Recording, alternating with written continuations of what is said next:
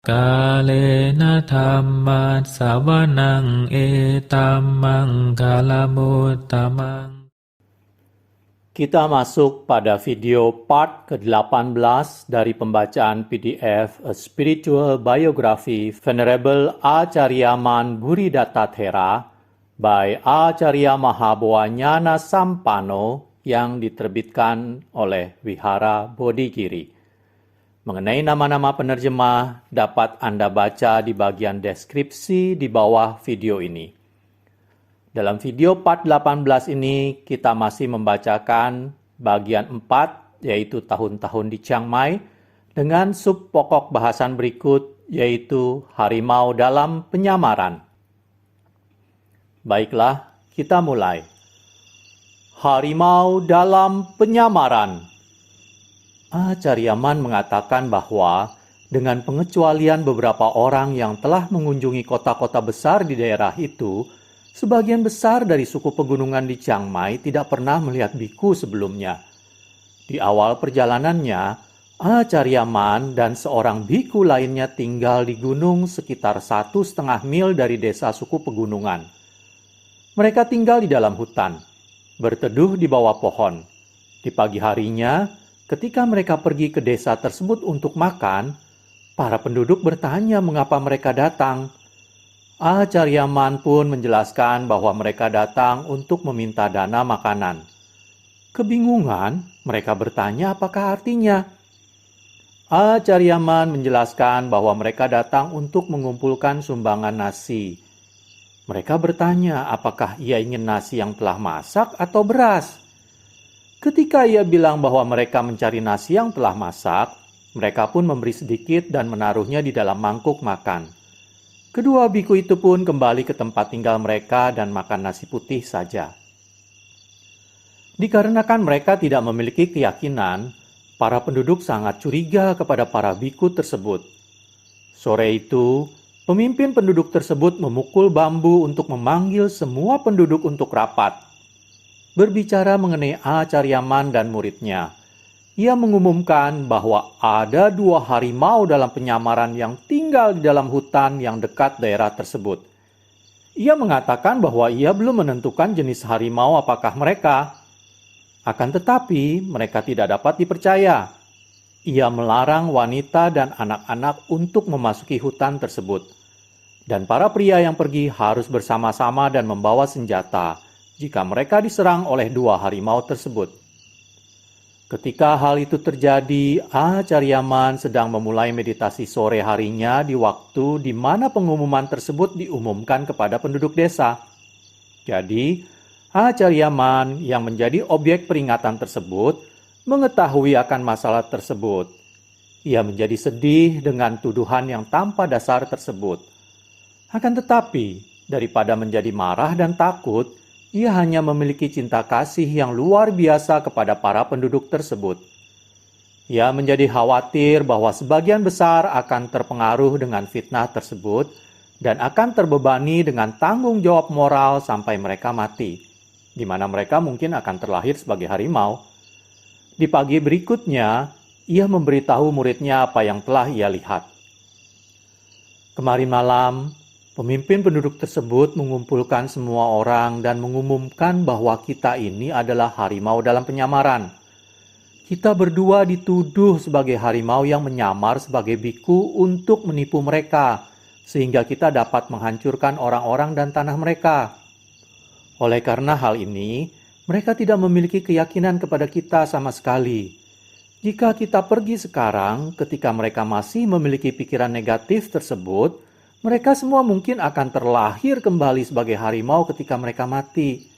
Karma yang sangat menyedihkan. Jadi demi kebaikan mereka, saya rasa penting untuk kita untuk tetap tinggal di sini dan bertahan dengan situasi ini untuk sementara waktu. Kita harus bertahan dengan situasi yang keras ini sampai mereka dapat mengubah sikap mereka sebelum kita pindah ke tempat lain. Tidak hanya para penduduk tidak mempercayai mereka, akan tetapi rombongan 3 atau 4 orang yang bersenjata sering datang untuk mengawasi mereka. Kadang-kadang mereka hanya berdiri dari kejauhan hanya melihat. Akan tetapi di lain waktu, Melihat Acaryaman sedang melaksanakan meditasi berjalan, mereka datang lebih dekat dan menatapnya di akhir jalurnya atau dari samping, bahkan berdiri di tengah-tengah jalurnya. Mereka melihat keadaan sekitar selama 10 atau 15 menit, lalu mereka pergi. Pengawasan ini berlangsung selama berminggu-minggu. Para penduduk tidak peduli akan kesejahteraan dua harimau tanda kutip tersebut. Mereka tidak tertarik untuk mengetahui apakah para harimau tersebut memiliki hal yang mereka perlukan untuk bertahan hidup. Jadi, keadaan hidup para harimau tanda kutip tersebut sangatlah sulit. Paling-paling mereka hanya mendapatkan nasi putih untuk makan. Di hari-hari tertentu, mereka hanya mendapat sedikit sekali makanan untuk memenuhi kebutuhan mereka, meskipun mereka minum banyak air dengan makanan tersebut. Karena tidak ada gua atau tebing di mana mereka dapat tinggal, mereka tinggal dan tidur di bawah pepohonan, terkena terik matahari dan hujan. Ketika hujan, di daerah tersebut cenderung untuk hujan sepanjang hari. Ketika hujan berhenti dan daerah sekitar mulai mengering, mereka pergi mencari daun kering dan rerumputan untuk membuat atap dengan tujuan memberikan sedikit perlindungan dari cuaca tersebut. Atap tersebut memberikan perlindungan dari hari ke hari, meskipun dengan ketidaknyamanan. Ketika hujan lebat, mereka berteduh di bawah payung mereka dengan kain mengitari mereka dengan tujuan melindungi diri dari angin yang dingin. Sering hujan datang bersamaan dengan angin yang kencang turun dari atas pegunungan, meniup payung mereka, membasahi barang milik mereka, menyebabkan dua biku tersebut basah dan kedinginan. Jika hal tersebut terjadi di siang hari, mereka paling tidak dapat melihat keperluan mereka untuk mencari tempat berteduh. Akan tetapi jika terjadi di malam hari, keadaan tersebut sangatlah berat. Mereka tidak dapat melihat ketika hujan turun dengan lebatnya dan angin dingin bertiup kencang di antara pepohonan, menyebabkan ranting-ranting jatuh di sekitar mereka. Mereka tidak pernah yakin dapat melewati keadaan yang penuh dengan hujan, angin, dan kotoran dari segala arah ini dengan selamat. Sewaktu keadaan yang sangat buruk ini, mereka hanya bertahan sebaik yang dapat mereka jalani. Mereka harus menghadapi panas, dingin, kelaparan, kehausan, dan ketidakpastian akan keselamatan mereka ketika mereka menunggu ketidakpercayaan para penduduk lenyap. Meskipun mereka menerima nasi putih, barang keperluan mereka tidaklah mencukupi. Air minum sangat sulit ditemukan. Jadi mereka harus berjalan ke kaki gunung untuk mengisi ceret mereka dengan air, lalu dibawa kembali ke atas untuk memenuhi kebutuhan mereka sehari-hari. Meskipun dengan keadaan yang menderita tersebut, para penduduk tidaklah merasa kasihan dengan mereka. Meskipun dengan kekerasan hidup tersebut, Acaryaman tidaklah bingung dan kewajibannya dalam meditasi tetap maju tanpa halangan. Ia dengan senang mendengarkan panggilan hewan-hewan liar di dalam hutan. Duduk bermeditasi di bawah pohon. Di malam hari, ia sering mendengar auman harimau dekat mereka. Dengan keinginan tahuan, harimau tersebut mendatangi Acaryaman. Mungkin mengira ia adalah mangsa. Ia pun datang secara diam-diam untuk mengamati. Akan tetapi, ketika harimau tersebut melihat ia bergerak, harimau tersebut loncat ke dalam hutan penuh kewaspadaan dan tidak terlihat lagi. Hampir setiap sore, 3 atau 4 pria datang mengawasi. Mereka berdiri di sekitar dan berbisik di antara mereka sendiri tanpa mengucapkan satu patah kata pun kepada Acaryaman yang juga sedang menghiraukan kehadiran mereka. Ketika mereka datang, Acaryaman memfokuskan citanya ke pikiran mereka. Mereka dengan pastinya tidak mengetahui kalau ia mengetahui apa yang mereka pikirkan atau apa yang mereka bisikan. Sangatlah tidak mungkin mereka mempertimbangkan kemungkinan akan seseorang dapat mengetahui pikiran mereka yang mereka lepas tanpa batas. Acaryaman memfokuskan pikiran kepada mereka semua yang datang. Seperti yang diharapkan rombongan bala bantuan, ia mengetahui bahwa mereka hanya berusaha mencari kesalahan di dalam dirinya. Daripada mengambil tindakan gegabah, Acharyaman merespon dengan cinta kasih yang luar biasa. Ia mengetahui bahwa sebagian besar penduduk dipengaruhi oleh sebagian kecil penduduk. Acharyaman tinggal di tempat ini untuk beberapa bulan. Akan tetapi, para penduduk tetap berusaha untuk menangkap basah ketika ia melakukan suatu kesalahan. Satu-satunya tujuan mereka adalah mencari bukti untuk mendukung ketakutan terbesar mereka sendiri.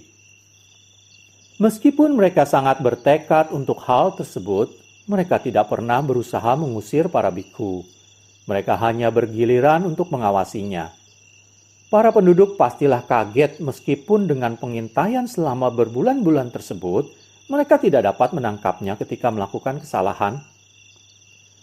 Suatu sore ketika duduk dan bermeditasi, Acharyaman mengetahui bahwa para penduduk sedang berkumpul untuk membahas hal ini. Ia dapat mendengar pemimpin desa menanyakan hasil pengamatan mereka. Apa yang mereka dapat selama ini? Mereka yang mengambil giliran mengawasi 2 bikhu tersebut mengatakan hal yang sama. Mereka tidak mendapatkan bukti untuk meyakinkan kecurigaan mereka. Mereka khawatir akan kecurigaan mereka lebih membawa akibat buruk daripada akibat baik. Mengapa kalian mengatakan demikian? Pemimpin desa itu pun ingin tahu. Mereka menjawab, sejauh yang kita ketahui, tidak ada hal yang meyakinkan kecurigaan kita di dalam tingkah laku mereka. Ketika kita pergi untuk mengamati mereka, mereka hanya duduk dengan mata terpejam atau berjalan kaki bolak-balik. Tidak menoleh kanan kiri seperti yang orang biasa lakukan. Orang yang samaran dari harimau yang akan menyerang mangsanya tidak akan bertingkah laku demikian. 2 bikhu tersebut seharusnya telah melakukan suatu hal yang salah sekarang. Akan tetapi kita tidak melihat apa-apa selama ini. Jika kita tetap memperlakukan mereka seperti ini, kita akan menanggung akibatnya. Cara yang benar adalah dengan mendatangi mereka dan bertanya apakah tujuan mereka. Berpikir bahwa motif mereka jelek akan mengakibatkan hal yang buruk kepada kita semua. Bikhu yang baik sulit ditemukan. Kita memiliki pengalaman yang cukup untuk membedakan bikhu yang baik dan yang jahat. Bikhu-bikhu ini layak mendapat penghormatan kita. Marilah kita tidak terburu-buru menuduh mereka yang jelek-jelek. Untuk mengetahui cerita seluruhnya, marilah kita berbicara dengan mereka. Marilah kita tanya mengapa mereka duduk dengan mata terpejam dan mengapa mereka berjalan bolak-balik. Apakah yang mereka cari? Keputusan pun diambil dari rapat tersebut untuk mengirim perwakilan untuk menanyai para bikhu tersebut. Di pagi harinya, Acharyaman berbicara kepada pendampingnya. Para penduduk mulai merubah pendapat mereka. Semalam mereka mengadakan rapat mengenai pengawasan mereka terhadap kita. Mereka memutuskan untuk mengirim seseorang untuk bertanya kepada kita mengenai kecurigaan mereka. Seperti apa yang Acharyaman katakan, wakil penduduk datang di sore harinya untuk menanyai mereka. Apakah yang kamu cari ketika kamu duduk diam dengan mata terpejam atau berjalan bolak-balik? Acharyaman menjawab, saya kehilangan Buddha saya. Saya mencari Buddha ketika saya duduk dan berjalan. Apakah Buddha ini?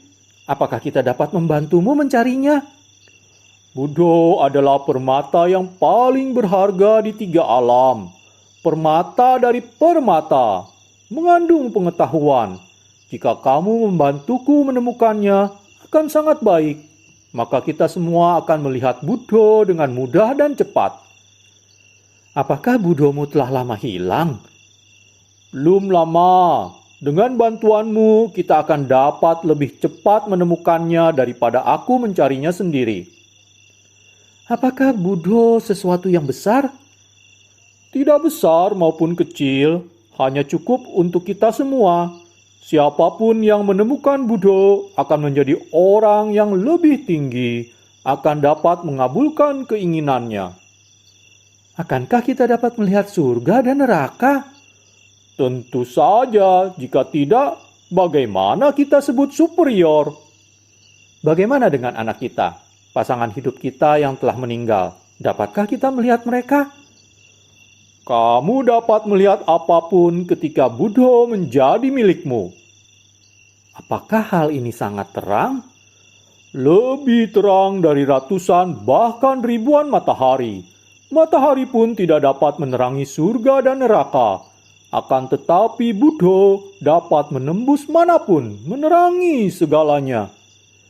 Dapatkah wanita dan anak-anak dapat membantu mencarinya? Semua dapat membantu. Pria, wanita, muda, tua, semua dapat ikut serta dalam pencarian ini. Buddha yang superior ini, bisakah melindungi kita dari makhluk halus? Buddha ini superior di banyak cara. Superior di 3 dunia. Kamaloka, Rupaloka, Arupaloka. Ketiga dunia tersebut harus memberikan penghormatan kepada Buddha. Tidak ada satu makhluk dimanapun lebih hebat dari Buddha. Para makhluk halus sangat takut akan Buddha. Mereka harus tunduk dan memujanya. Para makhluk halus juga menakuti orang yang mencari Buddha meskipun mereka belum menemukannya. Permata Buddha ini, apakah warnanya? Sangat terang. Permata yang menyilaukan dengan warna tak terhingga. Buddha adalah aset istimewa Sang Buddha. Kumpulan pengetahuan, bukan materi. Sang Buddha telah memberikannya pada kita bertahun-tahun yang lalu. Tapi sejak itu permata ini telah hilang dan kita tidak lagi mengetahui bagaimana cara mencarinya. Akan tetapi lokasinya tidaklah terlalu penting. Jikalau kamu ingin mencarinya, suatu hal yang penting dilakukan adalah duduk dan berjalan sembari berpikir, Buddha, Buddha, Buddha. Fokuskan perhatian di dalam dirimu sendiri. Tidak membiarkannya lari keluar. Pancangkan perhatianmu dengan tegas kepada pengulangan Buddha, Buddha. Jikalau kamu sanggup melakukan hal ini, kamu mungkin akan menemukan Buddha sebelum aku. Berapa lamakah kita harus duduk dan berjalan sebelum kita menemukan Buddha? Untuk memulainya, duduk atau berjalan selama 15 atau 20 menit. Buddha tidak ingin kamu meluangkan terlalu banyak waktu mencarinya. Ia takut kamu akan menjadi lelah dan tidak dapat mengikutinya. Kehilangan ketertarikan untuk mencarinya lebih lanjut. Jadi kamu akan kehilangannya. Ini cukup untukmu untuk memulai pencarian ini. Jika aku jelaskan lebih lanjut, kamu tidak akan dapat mengingat semuanya dan akan membahayakan kesempatanmu untuk menemukan Buddha. Dengan instruksi ini, wakil penduduk desa ini pun kembali ke rumahnya. Ia tidak berpamitan dengan Acariaman dengan cara istimewa, karena hal tersebut bukanlah budaya suku pegunungan tersebut. Ketika memutuskan waktu yang tepat untuk pergi, ia berdiri dan pergi. Sesampainya ia di desa, semua berkumpul untuk mendengar hal yang telah terjadi. Ia menjelaskan mengapa Acariaman duduk diam dengan mata terpejam dan mengapa ia berjalan bolak-balik. Ia mencari permata berharga Buddha dan bukan yang seperti mereka curigai, harimau dalam penyamaran. Ia lalu menjelaskan instruksi Acariaman, cara untuk mencari Buddha. Ketika para penduduk mengetahui caranya, semua orang dari pemimpin sampai wanita dan anak yang beranjak dewasa mulai berlatih. Dalam hati mengucapkan Buddha. Beberapa hari kemudian, sesuatu yang menakjubkan terjadi. Dhamma Sang Buddha timbul dengan jelas di dalam batin seorang penduduk. Ketika mengulang kata Buddha di dalam hati berulang-ulang seperti yang Acariaman anjurkan, satu orang di desa itu menemukan Dhamma. Batinnya mencapai keadaan damai dan tenang. Beberapa hari sebelumnya, orang ini bermimpi Acariaman menaruh lilin yang sangat besar dan terang di atas kepalanya. Di saat Acariaman menaruh lilin di atas kepalanya, seluruh tubuhnya dari kepala ke bawah menjadi bersinar. Ia menjadi sangat bahagia seiring dengan terangnya menyebar di sekitarnya. Lalu setelah ia mendapatkan keadaan ketenangan ini, ia pergi untuk memberitahu Acaryaman mengenai pencapaian ini dan mengenai mimpinya yang luar biasa sebelumnya. Acaryaman lalu memberikan instruksi tambahan untuk berlatih lebih lanjut. Kemajuan yang ia alami sangatlah cepat. Dengan waktu yang singkat, ia dapat mengetahui pikiran orang lain.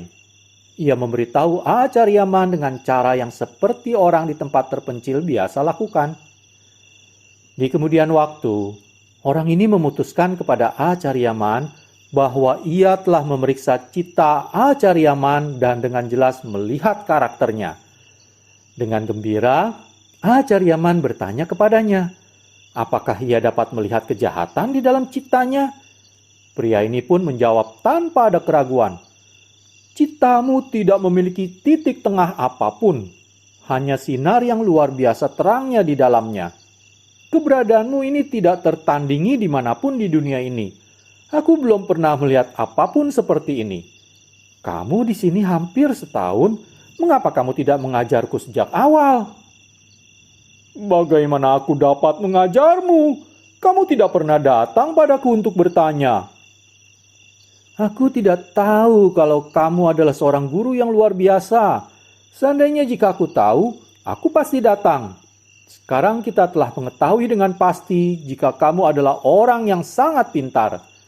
Ketika kami datang bertanya mengapa kamu duduk diam dengan mata terpejam dan apa yang kamu cari ketika kamu berjalan bolak-balik, kamu bilang bahwa kamu kehilangan Buddho dan meminta bantuan kami untuk mencarinya. Ketika ditanya untuk memberikan ciri-cirinya, kamu mengatakan kalau Buddho sangat terang, permata yang bersinar.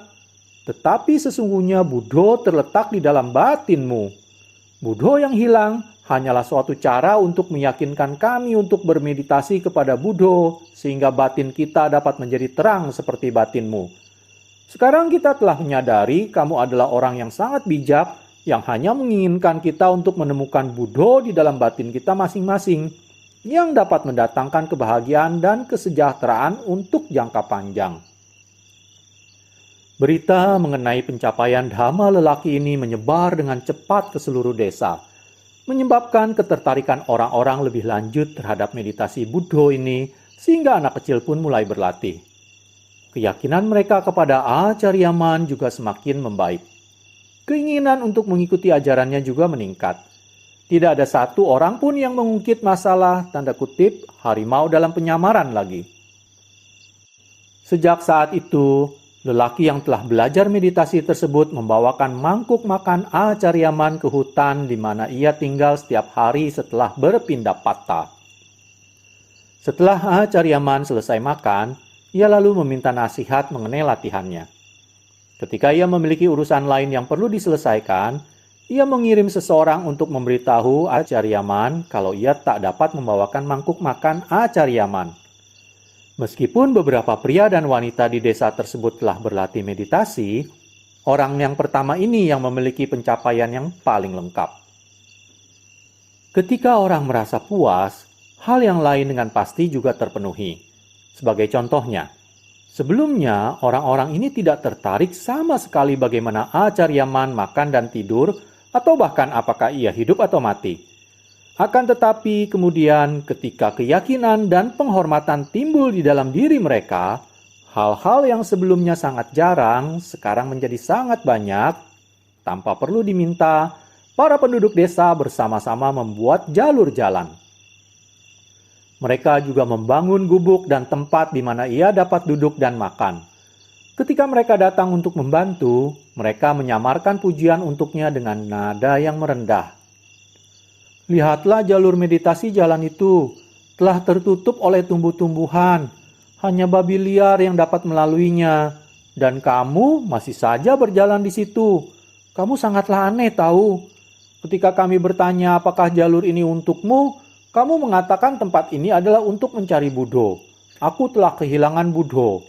Ketika ditanya mengapa kamu duduk diam dengan mata terpejam, lagi kamu mengatakan kalau kamu sedang mencari Buddho. Kamu adalah guru yang luar biasa. Akan tetapi kamu tidak memberitahu siapa-siapa. Kamu adalah orang yang paling aneh yang pernah kami ketahui. Akan tetapi kami menyukaimu apa adanya. Kasurmu adalah alas daun yang berlumut dan bau di atas tanah. Bagaimana kamu bisa tahan berbulan-bulan? Tempat ini terlihat seperti kandang babi. Melihatnya sekarang kami merasa bersalah sehingga kami dapat menangis. Kami sangatlah bodoh. Semua dari kami. Kami tidak menyadari betapa luar biasanya dirimu.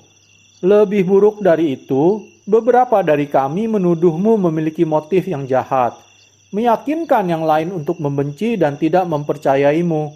Akhirnya seluruh desa mempercayai dan menghargaimu. Acaryaman berkata, ketika suku pegunungan memutuskan untuk mempercayai dan menghormati seseorang, kepercayaan mereka datang dari dalam batin dan tak tertandingi. Kesetiaan mereka tanpa kondisi. Mereka akan mengorbankan hidup mereka jika diperlukan. Mereka mengambil apa yang diajarkan ke dalam batin, bertingkah laku selayaknya. Seiring dengan pengetahuan mereka dengan cara latihan tersebut dan makin lancar mereka berlatih, Acaryaman mengajar mereka untuk meningkatkan waktu meditasi Buddha. Acaryaman tinggal bersama suku tersebut lebih dari setahun lamanya. Dari Februari tahun tersebut sampai April tahun berikutnya, sampai akhirnya ia pergi. Akan tetapi, dikarenakan oleh cinta kasihnya kepada mereka, berpamitan kepada mereka sangatlah sulit baginya, mereka juga tidak ingin ia pergi. Mereka ingin ia tinggal di sana sampai akhir hayat. Seluruh komunitas akan mengatur kremasinya. Orang-orang ini bersedia menaruh kepercayaan padanya dari rasa cinta dan kesetiaan. Tidak salah lagi, mereka dapat melihat hasil yang bagus dari ajarannya. Dan juga, mereka dapat menemukan kesalahan mereka sendiri. Ketika mereka mengetahui bahwa ia adalah seorang biku yang sangat dihormati, mereka menyadari kesalahan mereka dan memohon pengampunannya. Ia memaafkan mereka, kemudian memberitahu muridnya bahwa penyesalan mereka telah lengkap. Hal ini berarti dua orang ini bebas untuk pergi kemanapun. Akan tetapi berpamitan dengan mereka bukanlah hal yang sederhana. Acaryaman mengatakan bahwa kesetiaan mereka sangatlah menggugah hati dan tak dapat ditulis dengan kata-kata. Keinginan mereka untuk Acaryaman tetap tinggal di sana. Mendengar kabar Acaryaman akan pergi, seluruh desa datang menangis dan memohonnya untuk tinggal sampai keadaan dalam hutan pun terganggu. Seakan-akan mereka sedang menangisi orang yang meninggal. Ketika ia menjelaskan alasan kepergiannya, ia mencoba untuk menghibur mereka bahwa kebingungan mereka ini tanpa sebab. Ia mengajarkan ketahanan diri sesuai pengajaran Dhamma. Ketika mereka tenang, melepas ia pergi dari hutan. Lalu sesuatu yang luar biasa terjadi. Semua penduduk desa, termasuk anak kecil, lari mengejarnya.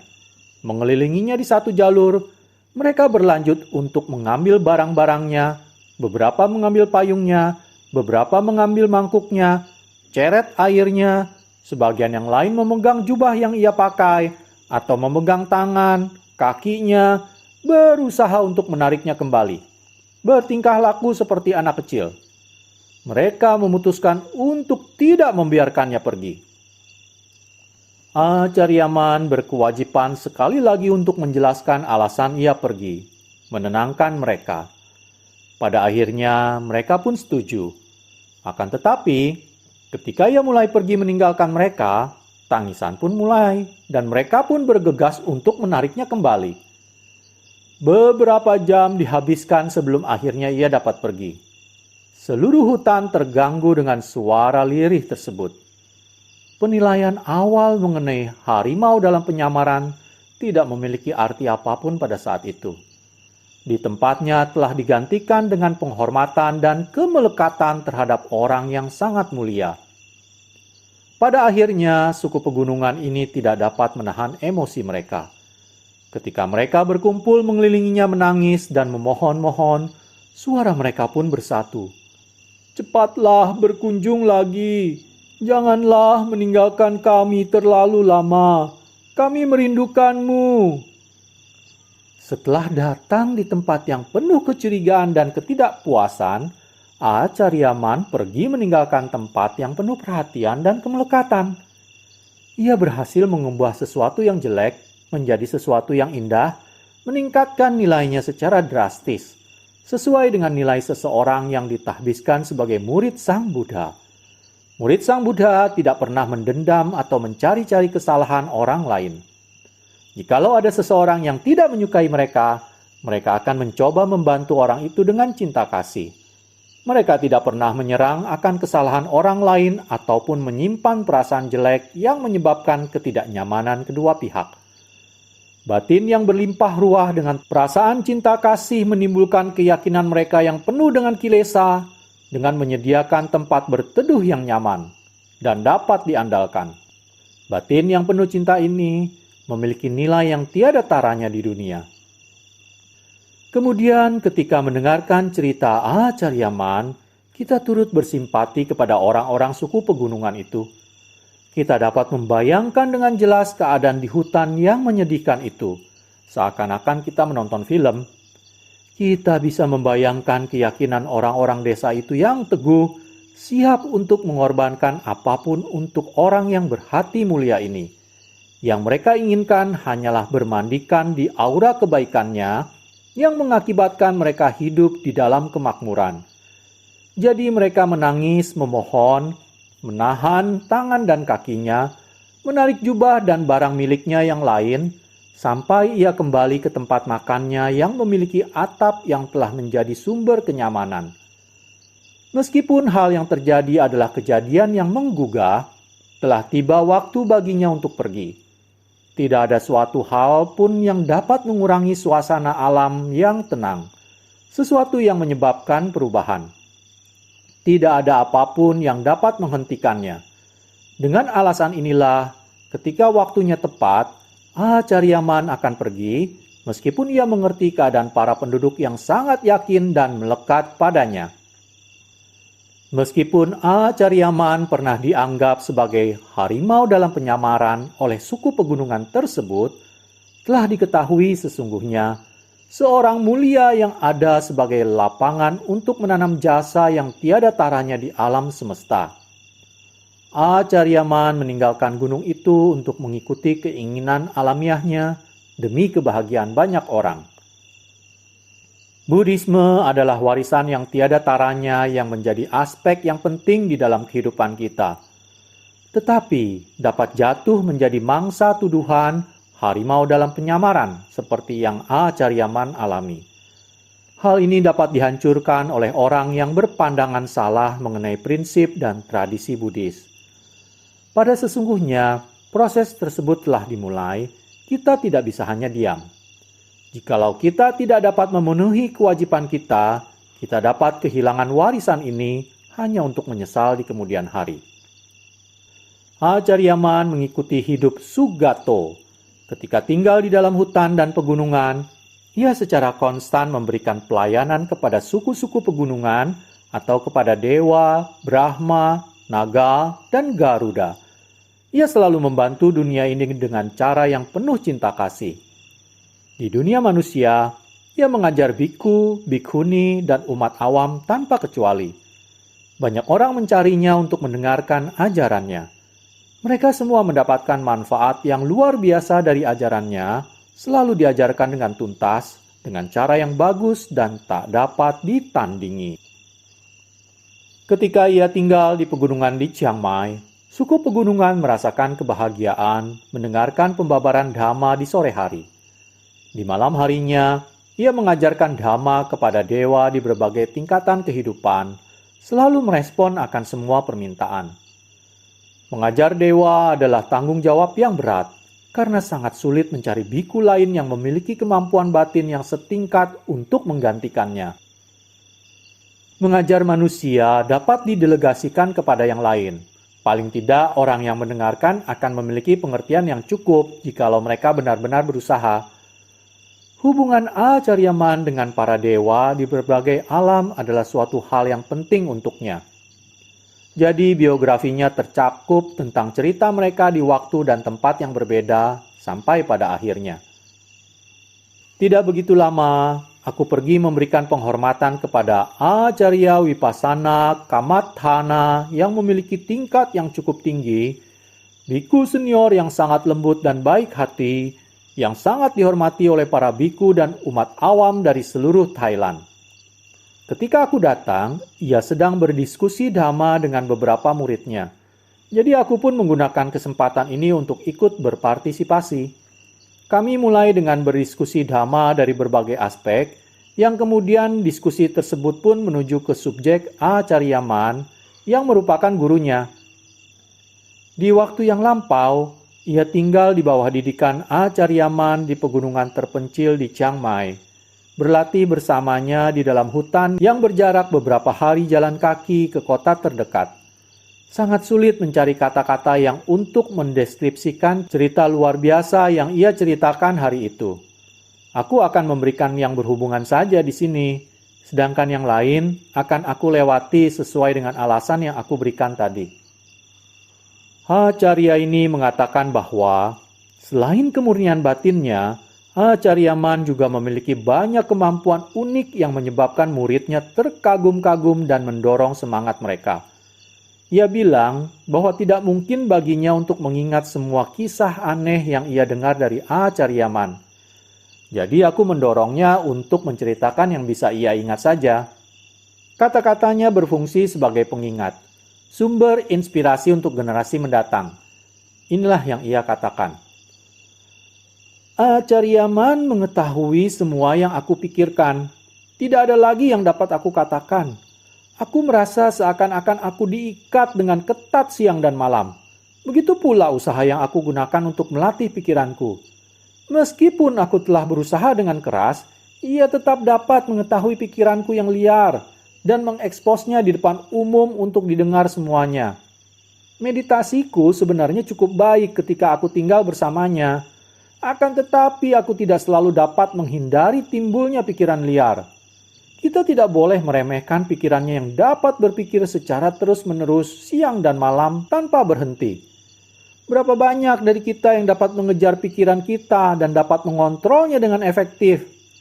Jadi aku menjadi mawas setiap saat karena ia dapat menangkap pikiranku lebih baik daripada aku sendiri. Terkadang ia mengingatkan ingatan yang aku pun lupa. Aku pun menjadi ingat ingatan yang telah lama berlalu. Aku bertanya kepada Acarya ini jika Acaryaman pernah memarahi dirinya. Ia pun memberitahuku. Terkadang iya, akan tetapi lebih sering setelah ia membaca pikiranku. Ia menggunakannya untuk mengajar dhamma. Biku yang lain pun mendengarkannya, yang benar-benar membuatku malu. Untungnya, jikalau biku yang lain ikut mendengarkan, Acaryaman tidak pernah mengungkap nama orang yang melanggar. Ia hanya membicarakan pikiran tersebut. Aku ingin tahu mengapa ia merasa kalau Acaryaman terkadang memarahinya. Ia berkata, apakah kamu tahu kata putu jana? Artinya pikiran yang lebih padat daripada gunung batu yang tidak dapat diatur. Tidak peduli apakah pikirannya itu baik atau buruk, benar atau salah, yang cukup menjadi alasan baginya untuk memarahiku. Aku bertanya apakah ia takut ketika dimarahi Acaryaman. Apakah seharusnya aku tidak takut? Badanku mungkin tidak bergetar, akan tetapi batinku bergetar ketakutan. Di beberapa kesempatan aku pun sempat lupa untuk bernafas. Aku yakin Acaryaman mengetahui pikiran orang lain. Aku mengalaminya sendiri. Ia dapat mengingat semua pikiranku dan menghardikku di waktu berikutnya. Contohnya, dari waktu ke waktu aku berpikir untuk pergi sendiri. Jika aku memiliki pikiran seperti itu di malam hari, di pagi berikutnya, begitu aku bertemu dengannya, Acaryaman mulai berbicara padaku. Kemana kamu pikir ingin pergi?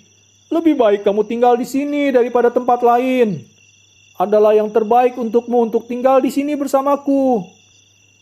Dan banyak lagi. Ia tidak pernah membiarkan pikiran ini lewat begitu saja. Adalah suatu yang lebih baik di sini, tinggal di sini dan mendengarkan dhamma adalah lebih baik daripada kamu pergi sendiri. Ia tak akan menyetujuiku untuk pergi. Aku percaya bahwa ia pikir kemampuan meditasiku akan menurun. Jadi ia berusaha untuk meyakinkan aku untuk menetap di sini di bawah panduannya setiap saat. Hal yang menakutkanku adalah ketika aku berusaha memfokuskan citaku kepadanya. Aku melihat ia menatapku. Seakan-akan ia tak pernah beristirahat. Ada beberapa malam di mana aku tidak berani tidur karena aku dapat memvisualisasi dirinya duduk di depanku, menatapku setiap saat. Dikala aku memfokuskan citaku ke objek eksternal, terkadang aku melihatnya mengawasiku. Karena itulah pikiranku menjadi mawas setiap saat. Sebagai muridnya, kami dipaksa untuk selalu sadar, mengikutinya untuk berpindah patah. Kami berusaha mengontrol pikiran kami, mengikat pikiran kami agar tidak pergi dari tubuh kami. Jika kami ceroboh, kami bisa berharap mendengarkan mengenai hal tersebut, terkadang langsung. Jadi, kami menjadi mawas dari pikiran kita di setiap saat. Meskipun demikian, ia selalu menemukan sesuatu yang dapat digunakan untuk mengajar kami, dan selalu dengan alasan yang baik. Jadi paling tidak ada satu biku di antara kami yang memberikan alasan Acaryaman untuk berbicara. Ketika pertemuan di sore hari, Acaryaman mungkin berbicara dengan nada memarahi mengenai suatu masalah yang nampaknya tidak masuk akal. Seusai pertemuan, para biku akan dengan diam-diam bertanya kepada sesama mereka, pikiran siapakah yang ia bahas hari itu? Pada akhirnya, salah satu dari biku tersebut mengaku, meskipun hal ini tampak aneh, ia sebenarnya telah memikirkan hal yang aneh tersebut. Tinggal bersama Acaryaman adalah suatu pengalaman yang berharga. Ketakutan padanya selalu menimbulkan kewaspadaan di dalam pikiran kita. Acarya ini memberitahuku ketika ia pertama tiba di Chiang Mai, ia tinggal di wihara setempat. Tidak lebih dari 1 jam ia di sana, ia melihat ada mobil yang datang dan berhenti di gubuk tempat tinggal barunya. Ketika aku melihat keluar siapa yang datang, aku melihat Acaryaman tergopoh-gopoh menyambutnya. Saya bertanya mengapa ia datang. Ia pun merespon tanpa ragu-ragu kalau ia datang untuk menjemputku. Ia bilang bahwa ia tahu kemarin malam kalau aku akan datang. Aku bertanya, apakah ada orang yang memberitahunya kalau aku akan tiba di Chiang Mai? Ia memberitahuku bahwa bagaimana ia tahu tidaklah penting. Ia tahu dan ia akan datang ke sini. Jadi ia datang dengan sendirinya. Mendengar itu, aku menjadi khawatir. Dan makin aku pertimbangkan implikasinya, makin menjadi khawatir aku. Ketika aku tinggal bersamanya, ketakutanku menjadi kenyataan. Jika batin kita bebas dari kotoran batin ketika kita mendengarkan pembabaran Dhamma, kita akan senang mendengarkannya. Seluruh pengajarannya adalah Dhamma, murni dan sederhana. Dan hal ini juga menyebabkan perhatian kita sepenuhnya lebih dari apapun yang pernah kita dengar. Di sisi yang lain, jika ada biku yang tidak mendengarkan, terbeban oleh pikiran duniawi, maka kami akan mendapat api di pengajarannya. Dan biku yang melakukan pelanggaran akan menerima hukuman. Ketika memberikan ceramah, Acaryaman tidak khawatir akan kilesa siapa yang ia ganggu. Dhammanya digunakan untuk menghadapi kilesa di kala mereka paling produktif. Terkadang, ia mengidentifikasi biku dengan namanya, menghadapinya secara langsung. Mengapa kamu bermeditasi seperti itu semalam? Itu bukanlah metode yang tepat untuk bermeditasi. Kamu harus melakukannya seperti ini.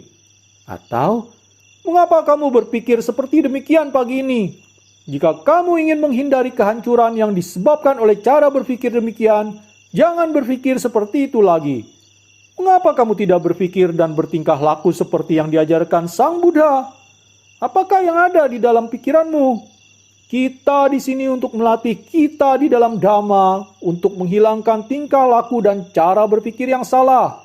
Kita tidak di sini untuk mengikuti pikiran kita, membuat kita lelah dengan apa yang selama ini telah kita lakukan. Mereka yang telah menerima kebenaran dengan sepenuh hati, hidup dengan tenang bersamanya, dan ia tidak berkata terlalu banyak kepada mereka. Akan tetapi, kerahasiaan menyebabkannya untuk menjaga lebih ketat, dapat dibandingkan pikiran yang salah itu bagaikan api yang membakarnya. Dan ia akan memberikan komentar yang mengejutkan tentang hal tersebut. Jika biku itu menyadari kesalahannya dan merubah tingkah lakunya, maka ia tak lagi melanjutkan masalah ini lebih jauh lagi.